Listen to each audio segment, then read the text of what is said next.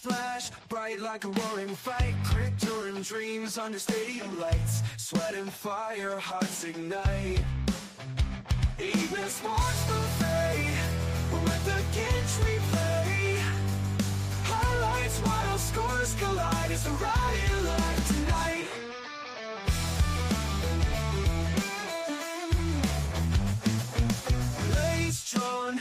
Ladies and gentlemen, welcome to another edition clash. of It's a heavyweight fate. Every second pounding can't I am Stick wait. Jim. Evening sports buffet. Welcome to the Balmy Northeast, by the way. We just suggested a little screen here. Highlights, wild scores collide. It's a riot live tonight. Jeff WALD, hopefully, will On the be joining me chalkboard at slate, 7:30. rivals clash. It's a Covers all heavyweight fate. things Minnesota Every sports. second pounding can't Back wait. into the evening the Ginch Quartet there. He'll be joining at 7:30. We'll talk all things Minnesota sports. At Jeff WALD Fox 9 on the Twitter machine. Digital sports reporter for at Fox 9, at Fox 9 Sports, who covers the Vikings, Gophers football, and all things Minnesota sports. He's married, he's a dog owner, and he's a CrossFit enthusiast. I'll have to pick his brain about a good CrossFit routine that I can explore my fat ass. But welcome here on the Cole County Entertainment Network. 8 o'clock, go over also on the Cole County Entertainment Network. You can check out Fuji's Philly Flair. He's coming up at 8 o'clock. Always a good show. He always has a plethora of guests from around every medium. So where do we start? From some news and notes around the world of sports. Joe Burrow was a full-time participant in practice since his injury, reported by Ben Baby Espen.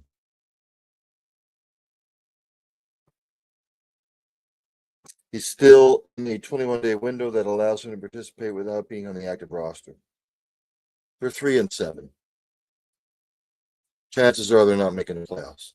If anybody thinks they're going to go 7-0 their last 7 games, or 6-1 to finish 9-8, even try and sniff a wild card, for what? Why are you bringing him back? It doesn't make any sense. And I'll say this about the Bengals: like Zach Taylor, his job's on the line, I believe. And also, what about the other cogs, the pieces of the puzzle? This franchise goes as Joe Burrow goes, and his health has been a major concern over the last 3 years. He's missed a multitude of games. When he's healthy and they have a defense, they're a threat. But he's out. He's been out. The defense sucks. Why are you going to bring him back to do further damage? He's not going to make that big of a difference. If he wants to play and they clear him to play, whatever, then it's on him. But just to bring him back for if he comes back into, he is targeting the Thanksgiving Day game or the Thanksgiving Day weekend. I don't see it. I don't see it. And then you look at the other pieces of the puzzle. Is Hendrickson want to stay there? Does Jamar Chase want to stay there? Does T. Higgins want to stay there? Again, all predicated on Joe Burrow's health. And it has been a big issue over the last 3 years. When he's healthy and they've got some semblance of a defense, they're a force. But Joe hasn't been healthy in a long time to finish the season. He was last year, but he was hurt for a little bit, came back, played lights out. Had he played the full season last year, I fully believe he would have been the MVP. And number 2, Cincinnati might have made a deep run.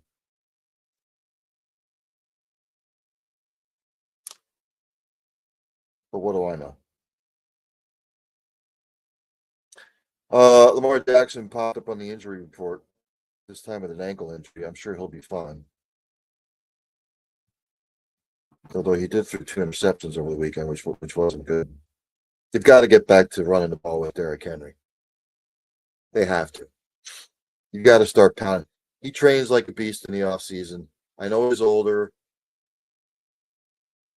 but he can still carry the load. Got to start pounding the rock. Some of these teams have to start pounding the rock. You're not going to go anywhere in January and February if you can't run the goddamn football. Anthony Circa Green checking in. I know him. Yes, Mr. Green. Checking in from wherever he is. Is he on tour? Is my man on tour? A hell of a musician, hell of a lyricist, hell of a vocalist. Go check his stuff out. He's probably on tour somewhere across this vast country of ours, in one of the states, I'm sure. Aaron Rodgers has come out and said it's going to be a safety thing with him if he plays or not. Look, if his wrist is bothering him that much and it's a safety issue, don't play him. Let that thing heal up a little bit. Slap a cat. You remember who was it way back in the day? Or the Kansas City Chiefs. This is like 30 years ago, maybe. It was like 30 years. Steve DeBerg had that big ass fucking cast on his wrist. He had the pin. I think it was his thumb, or he had a pin in. Had that thing wrapped up like it looked like a club. He still played effectively. But you don't want to rush Aaron back. And Mason Rudolph, for our English-speaking friends, Mason Rudolph did an admirable job last week. Again, the Steelers, another team, you have to pound the rock. You got Gainwell, you got Warren. I don't know what the status of Jalen Warren is. Use them, utilize them. You have them for a reason. Rob Manfred, he would be Major League Baseball's commissioner, by the way. He's addressed the next steps after the betting scandal. Supported by Jorge Castillo, Aspen. Manfred, quote unquote, I think that the most important undertaking and really the bedrock of our relationship with sportsbooks is the ability to monitor betting activity. Good luck, by the way, with that. The ability to discern inappropriate patterns is really, really important. The Sharks will always find a way. Cosa Nostra will always find a way.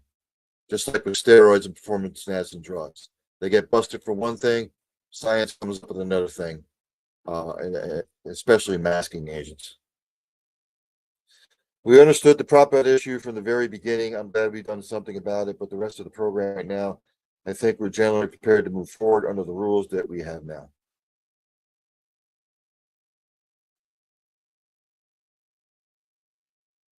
But the NFL and all these other DraftKings, Sportbook ad, FanDuel ads, Bet Online, other stuff. You can't have your cake and eat it too.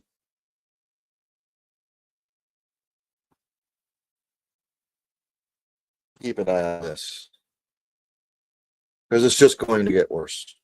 It's just going to get worse.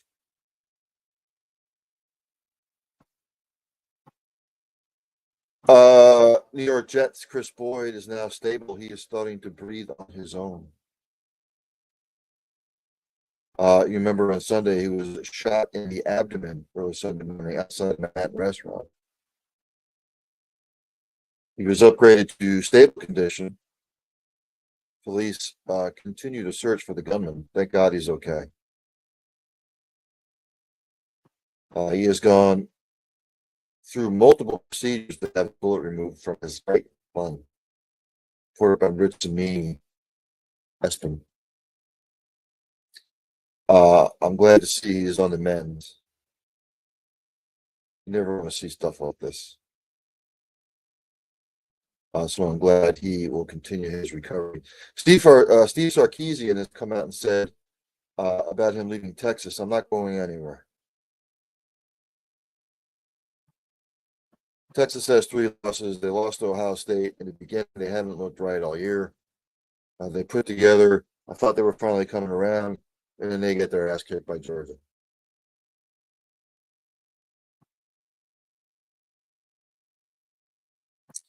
And I'm not look in the day and age of college football that we're in, and it's not college football; it's semi-pro sports.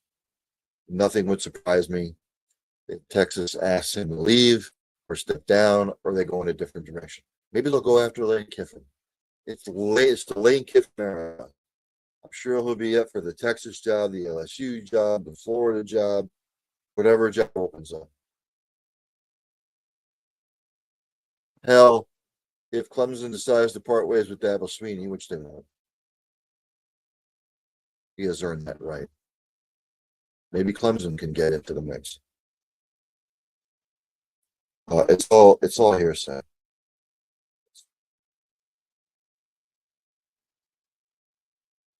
Top seeds are now set for the World Cup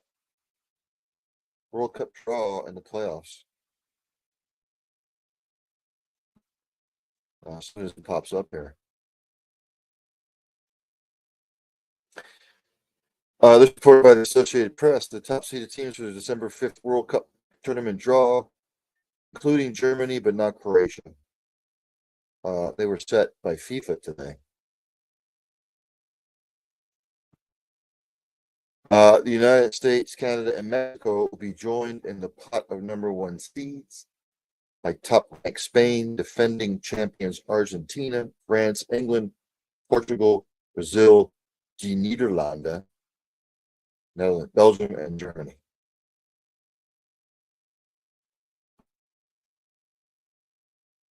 So there you have it.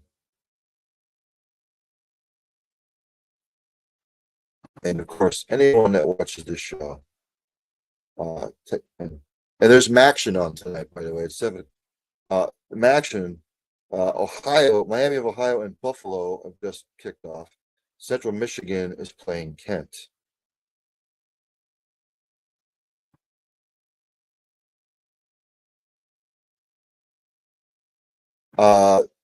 Let's jump to the association. Again, coming up at 7:30, Jeff WALD covers all things Minnesota sports. As soon as the association stuff comes up here, it's just buffering, and it's going to continue to buffer. Why? Because technology doesn't like me. That's why.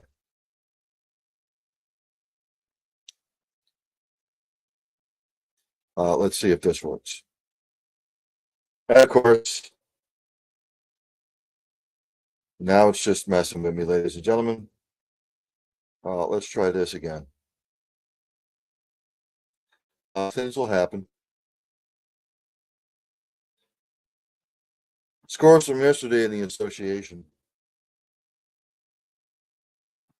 It was a light slate yesterday. The Magic beat the Warriors 121-113. Golden State Warriors, your leading scorer was Stephen Curry with 34. For the Magic, your leading scorer was Desmond Bane with 23. Wendell Carter Jr. having a nice quiet season here with 12 boards. He is playing well right now for the Magic. Celtics beat the hapless Nets 113-99. For the Celtics, your leading scorer was Jaylen Brown with 29. Peyton Pritchard added 10 boards. For the Brooklyn Nets, your leading scorer would have been Michael Porter Jr. with 25. Nick Claxton added 11 rebounds. The Pistons beat the Hawks 120-112. For the Pistons, the leading scorer, Cade Cunningham with 25. He also added 10 boards. For the Hawks, your leading scorer was Jalen Johnson with 25 points.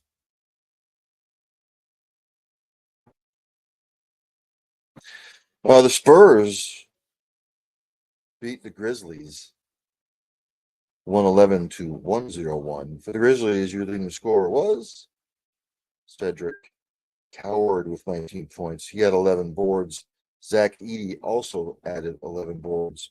For the Spurs, the leading scorer was De'Aaron Fox with 26 points. Lakers over the Jazz in a barn burner, 140-126. LeBron coming back, by the way. He's ready. For Utah, leading scorer was Keontae George with 34 points. Yusuf Nurkic, 10 total rebounds. For the Lakers, Luka Doncic, 37 points and 10 assists. Suns beat the Trailblazers 127-110.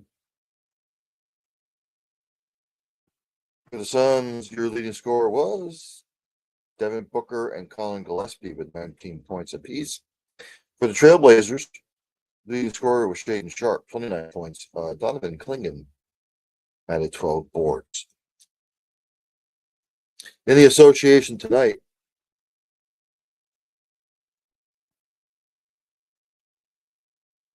it's a healthy schedule.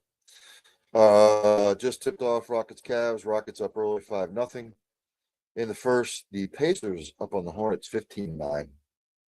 First, Raptors up on the 76ers 8-7. Later on, Warriors at the Heat, the Wizards at the Timberwolves, the Nuggets at the Pelicans, Kings at the Thunder, Knicks at the Mavs, Bulls at the Blazers.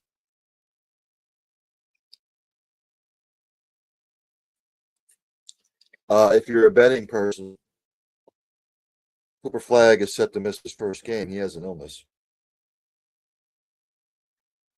Stephen Curry, he is out versus the Heat with ankle soreness. The Timberwolves, Mr. McDaniels, he's out Wednesday versus the Wizards. Yes, LeBron debuted last night. So all you people that Jones for LeBron James, there you go. Again, Giannis is out 1 to 2 weeks. Let me jump to the NHL. Scores from yesterday.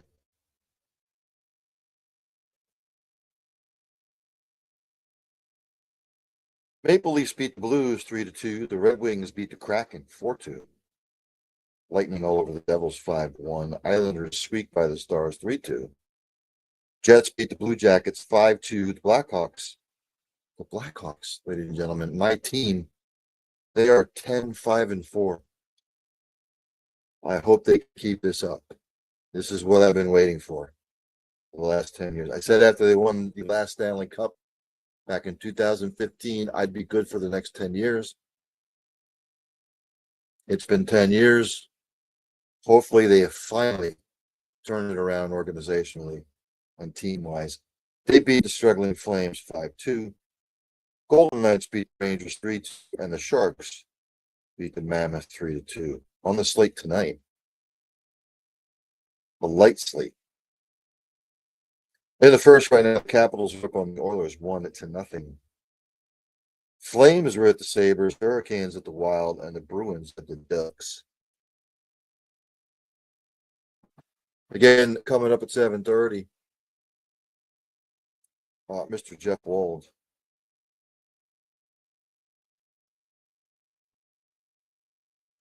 Looking over some of the headlines for the NHL. And the NHL said there's no added discipline for Stars Rantanen for boarding. If you saw the replay from yesterday, he hit Alexander Romanov up against the boards.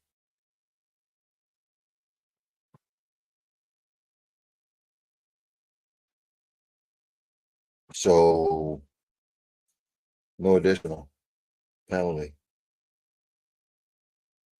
And this I found amusing. This is reported by Kristen Shilton, Espen. Neck guards will be mandatory for hockey at the 2026 Olympics.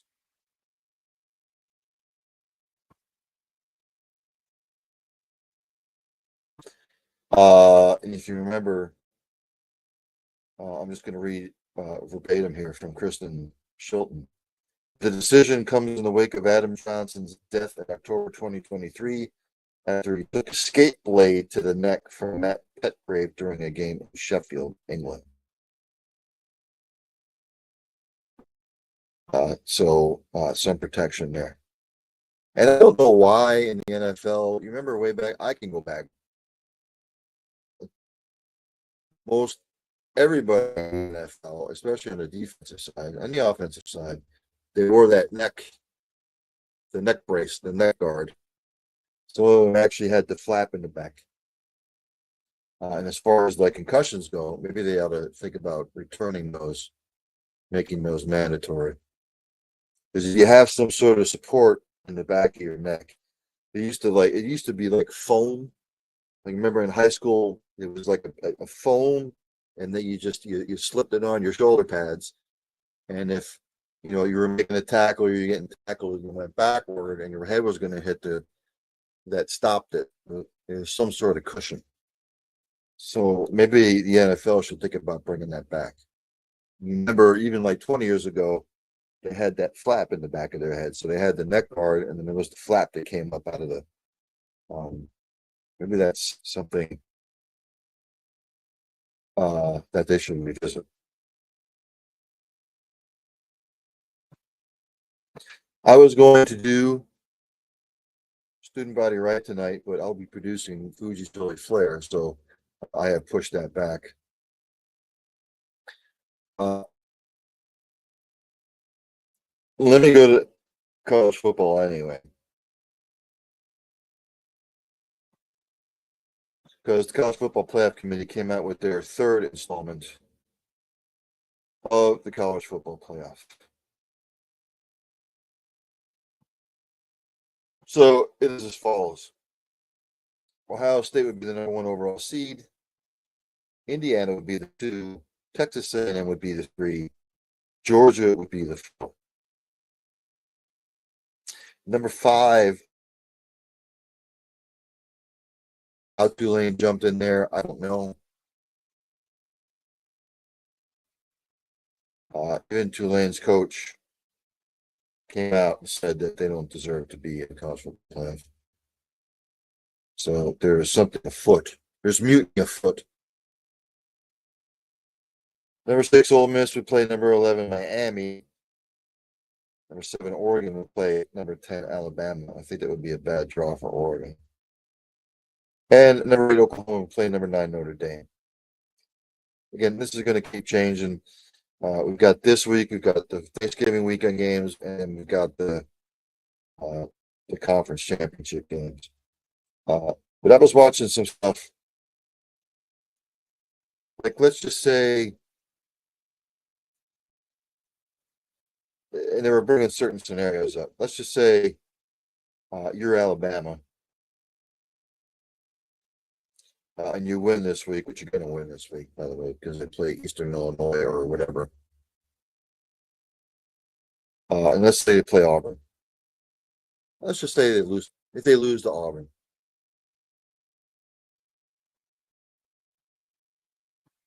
that's a bad example. Let me go to Ole Miss.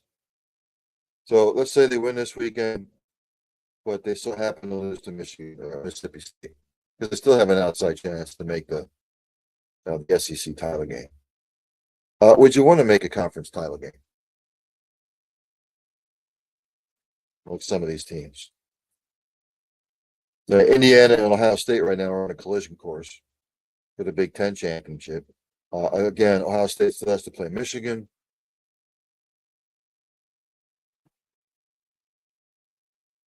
But let's just say if Texas A&M plays Alabama in the SEC title game, and let's say Alabama loses. So if Alabama wins their last 2, Texas A&M wins their last 2, Alabama would be what, 11-1, or are they 10-2 now? Are they 10-2? No, they're 9-2. No, I don't remember. No, Alabama has 2 losses, but there's only one in conference. So let's say Texas A&M beats Alabama in the SEC championship game. Does Alabama still make the college football playoff with 3 losses?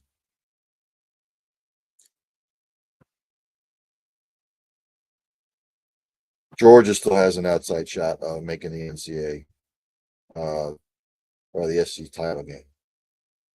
Again, just all like different kinds of scenarios. Remember, Georgia still has to play Georgia Tech at the end of the year. Again, this is going to constantly change over the next 2 to 3 weeks.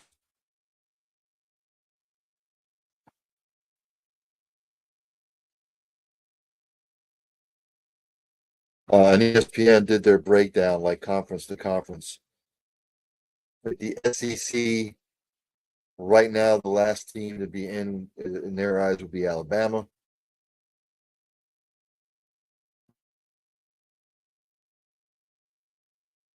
Right now, they say that Alabama, Georgia, Oklahoma, Ole Miss, and Texas A&M would be in. That's 5. They have Vanderbilt being the first team out. The Big Ten, they have Indiana, Ohio State, and Oregon all in, and then USC would be the first team out in the Big Ten. The Big 12, right now, the only team that would be in would be Texas Tech.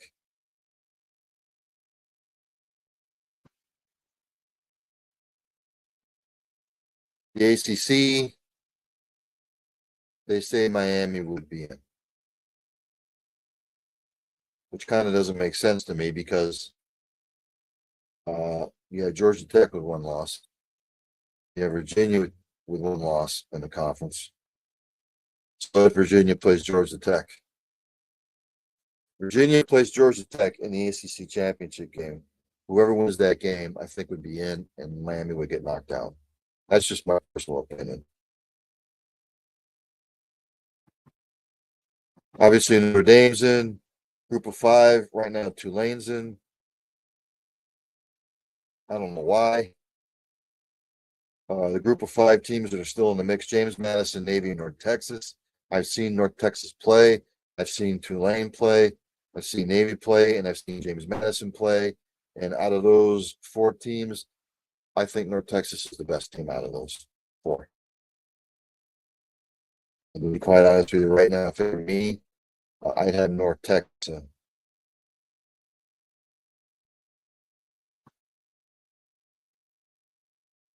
That's just my personal opinion. And I get it. Tulane beat Northwestern. They beat Duke. They beat Memphis. Their strength of schedule 71, 71st. JMU has the best strength of record, number 24. So we'll see.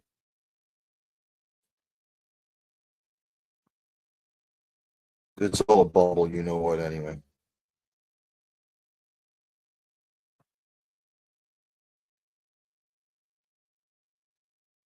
Again, Ohio State still has to play Michigan.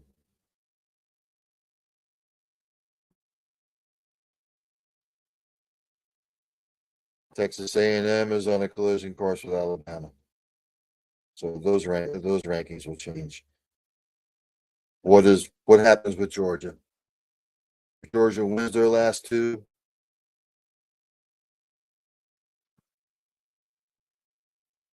does the committee seat them higher? What about Texas Tech sitting at 5? Texas Tech goes on and wins out the rest of the year. Where would the committee rank them? I believe right now on this list, I think Texas Tech is the most dangerous team that nobody wants to play in the playoff. They have Tulane play Texas Tech right now. The way Texas Tech's playing, Tulane would get destroyed. Oklahoma and Notre Dame playoffs started today.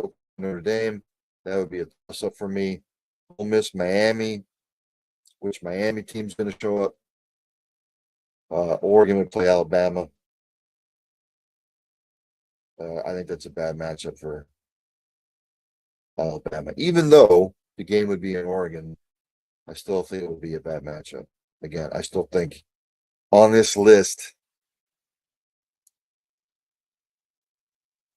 Texas Tech is the most dangerous. But again, this is all going to change. It's all going to change.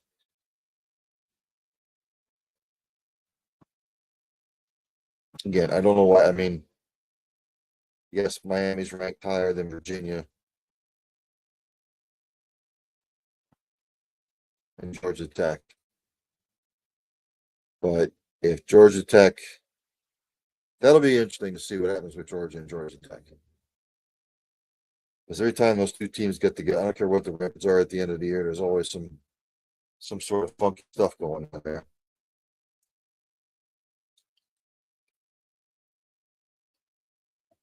And again, Indiana is going to win out.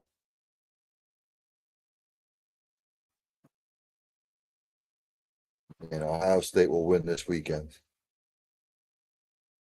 And then there's the helmet game. And the game's in Michigan.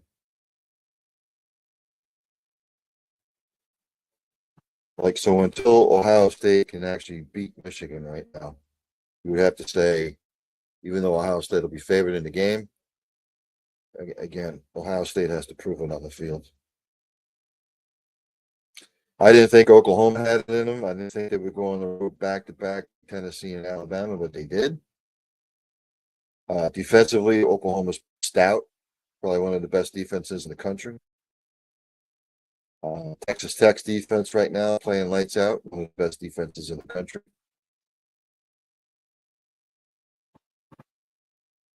Ole Miss, balanced. Miami, again, don't know which team's going to show up. Same thing with Oregon. Oregon, you never know what team's going to show up. Indiana just doing their thing. Texas A&M. If South Carolina wouldn't have snatched defeat away from victory, we might be looking at Texas A&M probably down at a 6 seed. And it looks like probably Notre Dame will win out. But again, this is all going to change week to week. Scores right now. Like I said, it's Maction week. Miami, Ohio, and Buffalo are scoreless 0-0. They're still in the first. Central Michigan is up 7-0 early. And I see him in the green room. Finally, again, let me pull it back up here because I don't want to shortchange him. It'll be Mr. Jeff WALD. At Jeff WALD, Fox 9 on the Twitter. Usual sports reporter for at Fox 9, at Fox 9 Sports. Covering the Vikings, the Golden Gophers, football, and all things Minnesota sports. Married, dog owner, CrossFit enthusiast. And he's a really tall dude. So let's bring him on now. There he is, ladies and gentlemen, Mr. Jeff WALD. Jeff, thanks for joining. Hey, thanks for having me. How's it going? It's been a minute. Yeah, it's been a minute. Is it cold up there? Not yet. They're flirting. We had in southern Minnesota. What day is it? Wednesday. Monday night we had a few snowflakes in southern Minnesota. We're not quite there yet. We usually by about this time it usually starts getting right around freezing overnight, and we start waiting for the snow to fly. I'm hoping that we hold off until after Thanksgiving myself. So let's just jump into it here with the Vikings. I had to go look at the stats. Look, I think defensively they're okay, but offensively, look, this is essentially J.J. McCarthy's rookie season. You can just throw last year away because he was hurt, he was injured. He shows flashes sometimes, Jeff, but this team is going to go as far as J.J. McCarthy takes them. And you can see frustration from Justin on the sideline. I'm sure there's other players are frustrated. And look, you've got Aaron Jones there. You've got Jordan Mason.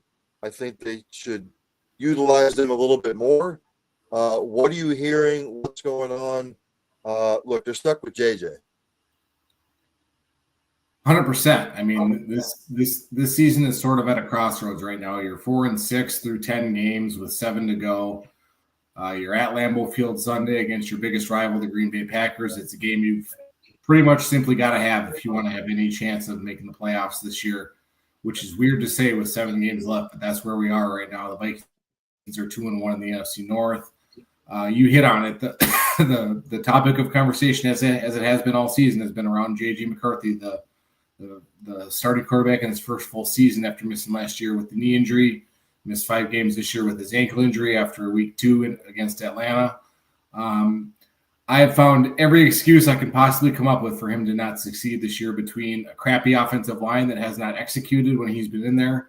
It's the same offensive line that virtually got Carson Wentz killed and ended his season. I mean, he was a wounded duck the last time he went out there and played with a sprained AC joint, or actually a torn labrum in his shoulder and a fracture in the socket that he had to have surgery on. Last Sunday was really the first time where I questioned if J.J. McCarthy can be the franchise quarterback of this team. You look at the scheme. I mean, I don't have access to the all 22, but you look at, what's been schemed. You look at the plays on the TV broadcast. Receivers were open all afternoon, and for 3 quarters, he was awful. He was missing high, missing low. He was rushing throws. He didn't trust his reads. It was the first real time that I saw him lack confidence as the leader of this offense, until essentially the final drive. You got the touchdown, to your point about Jordan Mason earlier. You got the touchdown off of the big punt return with 2 Jordan Mason runs. That 16-10, you get the ball back. You're at the 15-yard line. J.J. McCarthy leads him down. I'm gonna say that wasn't J.J. McCarthy. That was Nine, the alter ego. That was the competitor that won a national title at Michigan. And anybody who saw that game, you saw the touchdown to Addison that gives them the lead, and then they botch a kickoff return against the Bears to lose the game on a field goal. So you really hope, if you're a Vikings fan, that drive alone is the J.J. McCarthy that you drafted 10th overall last year, and not the guy that you've seen for the better part of the season so far. I mean, you've basically gotten that one drive, and you've got 1 quarter at Chicago, and you have the domination that he had at the Detroit Lions a few weeks ago that led them to that win. But there hasn't been enough of a sample size to prove that this guy can play at this level, which to me is really disappointing. But at the same time, he's 5 starts in. We've got to calm down. We've got to let him develop. We've got to let him fail and move on. Why aren't they running the football more? Because they're 25th in the league in rushing. Well, 2 parts to that. To me, I equate that to an offensive line that hasn't been consistent all season, and part of that is injuries. You've had Christian Darrisaw dealing with coming back from his knee injury. You have Ryan Kelly, who's just now coming back from injured reserve, the starting center that they spent some money on in free agency, 2 concussions in 4 games. He hasn't played since the Steelers game in Dublin, so that's 2 months now. He's just now back at practice this week. He's got a Guardian helmet, so one of those specialized helmets to try and prevent concussions. My fear there is one more, and his career might be over. He won't say that publicly, but that's my fear. So you've got in his spot, you've got Blake Brandel, a backup, who's the starting center until he's back. Which I have a feeling that Ryan Kelly will be back this Sunday. We don't know that for sure. He was a full participant today, which is an encouraging sign. The problem is that you've had a beat up offensive line, and you also had Aaron Jones out for over a month with a hamstring injury suffered, I believe, in the first game. So you've had to rely on a lot of backups among your front 5, and then you have to rely on Jordan Mason, who you traded for, but you can only go so far as your line takes you. If you don't win the line of scrimmage, you're not going to be able to run the ball. It's that simple. Is it safe to say these last 7 games that the defense is going to have to win these games for them? Yes. I mean, to put it mildly, I mean, I believe the stat I remember after Sunday's game is that the Vikings are currently minus 12 in turnover margin. And part of that is your defense isn't generating turnovers. They're not, you are getting the pass deflection here and there. They're getting some tackles for loss. They're getting a few sacks. They made Caleb Williams look pretty average, although you and I can both agree that that's not that hard to do. I don't think he's that great a quarterback. I think he's slowly getting better, but I'm still not convinced that he can be, a top tier quarterback in the NFL. But you're not generating turnovers. You're not causing fumbles. You're not picking the ball off nearly enough. To me, it starts with the front seven and really the line. You got to really create pressure and get past the offensive lines that you're facing to make quarterbacks make decisions, because the biggest way to create turnovers is to get pressure on the quarterback. And so far, that hasn't been consistent. And my biggest beef is this secondary. I mean, I'm sorry. You got Josh Metellus, who is a quality guy, a solid player. You've got Isaiah Rodgers, who is very hit and miss. Jeff Okuda has been injured, and he was an offseason acquisition.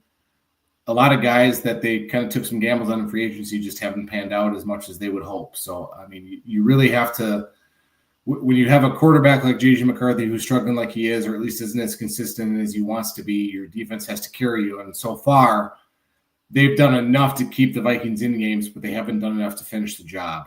But you can't ask your defense to win you games every week. At some point, you have to score touchdowns on offense. Talk to me about the special teams blunder. I was watching the end of the game. I watch all the games on the TV over here, but you battle back. It was not that great of an offensive performance. Your defense keeps you in it. You go ahead 17-16, and then you're thinking you're going to win the game, turning it over to your defense, and then the special teams has a gaffe. Tell me what happened. So frustrating.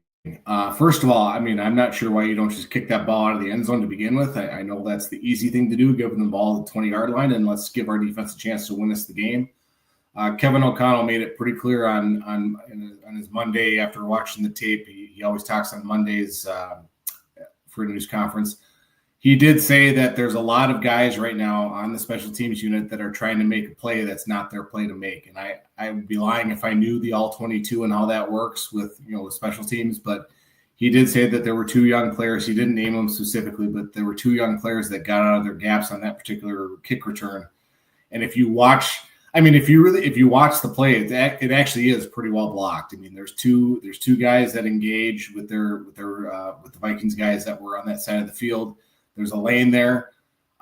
Typically, you equate a big return to maybe a missed tackle, and I didn't see that. I just saw a lane that was open because the play was well blocked.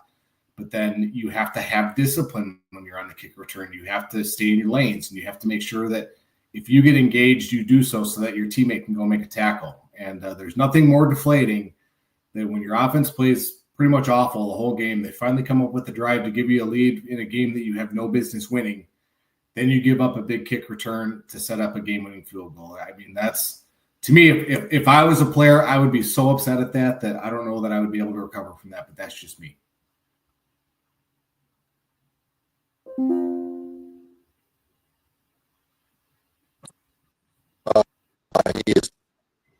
Jeff is cutting in and out. And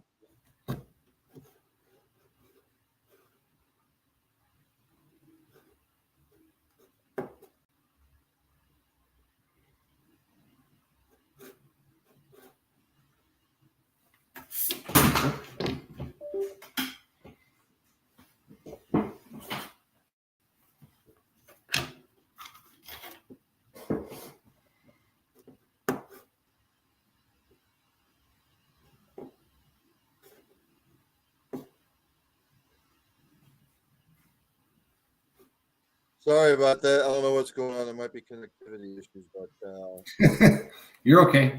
You froze on me there for a second, but now we're good. yeah. I basically caught what you said there. Going through these last 7 games, Jeff, what are you looking for the rest of the season?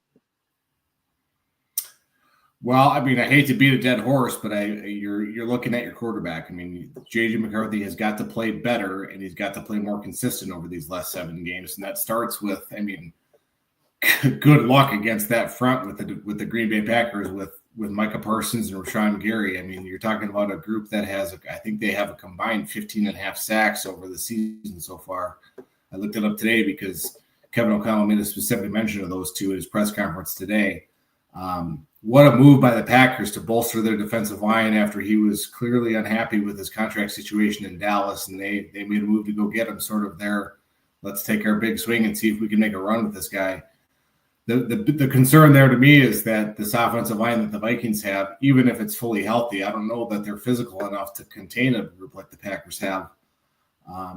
So I'm looking for J.J. McCarthy to slowly get better each and every game, make good decisions, take what the defense gives you. There were too many times on Sunday where he either didn't hit an open receiver because he wanted to go a different read, or he just didn't make the right play at the right time. So you need him to learn from watching the tape and just progressively get a little bit better.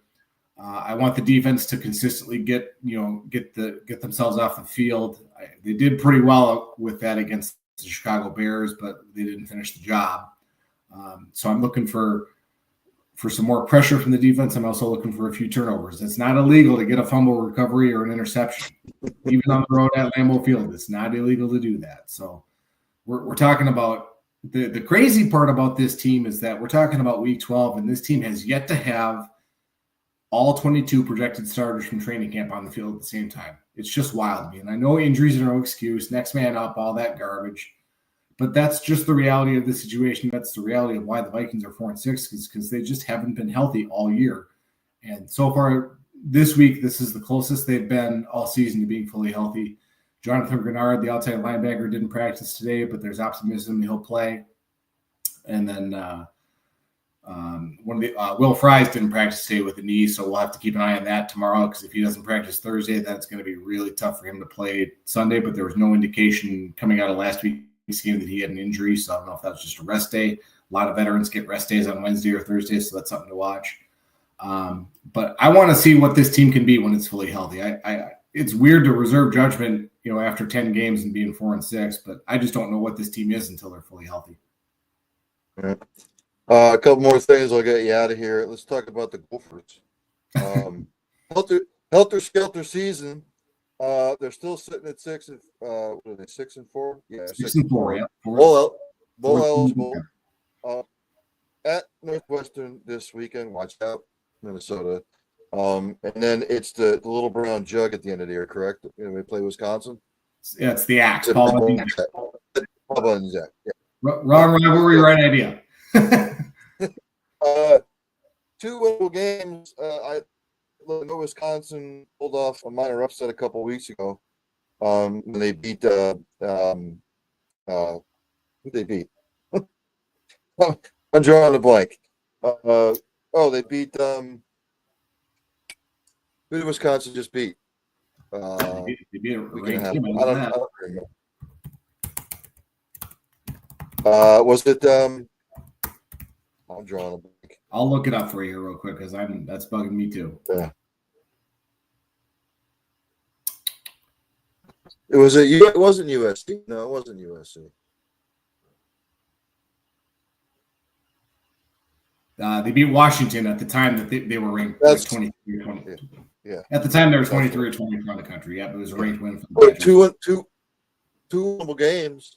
I mean, they could finish 8-4, but Minnesota standards, that's a good season. Yeah, I mean that it's the road to getting there has been curious. Losing at Cal in overtime was not a great look. Your biggest problem right now is you're a complete no-show when it comes to road games. I think they've been outscored like 156-42 or something like that in 4 road losses. Now, granted, those are to number 1 Ohio State, number 8 Oregon, and Iowa, who was in the 20s at the time. But that Iowa loss really sticks in my craw just because you completely no-showed against a rival, and that's just unacceptable to me. You're barely 7 minutes into the game and it's 17-0. I mean, that's just that to me is the type of performance that could get a coach fired. But PJ Fleck's not going anywhere. Let's not even go down that road. Not happening unless another program comes and takes him away, which that's also not happening either. So let's just not even go there. You mentioned they have 2 games left. They got Northwestern at Wrigley Field, 11 a.m. kick Saturday. That's a team where if you are not ready to play, you will get beat. The biggest problem there is going to be field conditions, because you're talking about trying to play football on a baseball diamond with new grass. And I believe the forecast calls for some rain, or at least there's some rain during the week here. So they have to test out their cleats and make sure that, the fear there is you're going to have somebody tear an Achilles or get a serious injury because the grass isn't good. But if you can find a way to win that game, you get Wisconsin at home to close out the regular season, a chance to go 8-4, a chance to beat your rivals. PJ Fleck has had Wisconsin's number the last couple of years. And that program is in kind of a weird spot because you have Luke Fickell coming back for next year.